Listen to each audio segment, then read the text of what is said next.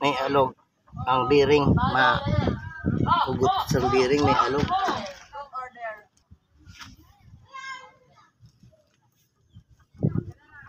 Yeah, lakas ang alog. So higpitan lang yung itong nut kasi maluwag ito. Pipi tayo ng isang ngipin. Yung lock niya dito, dapat natin dito. Yung so luwag, higpitan natin yung dalawang pihit. Yun, tumapat lang siya dito, okay na yan. Tingnan natin kung may palag pa.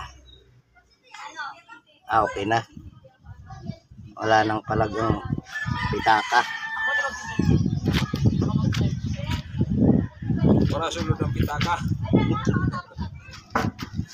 Wala nang kapalag-palag yung bulsa.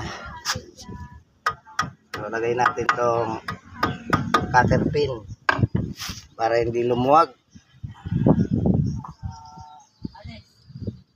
Laking bagay din itong cutter pin na ito. Pag wala ito, luluwag, tatalsik. Mauna yung gulong sa sasakyan.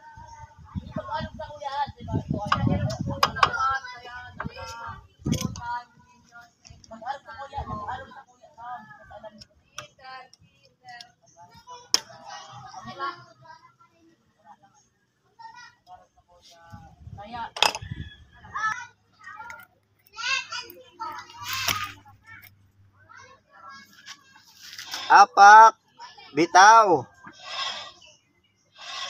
Apak, bitaw.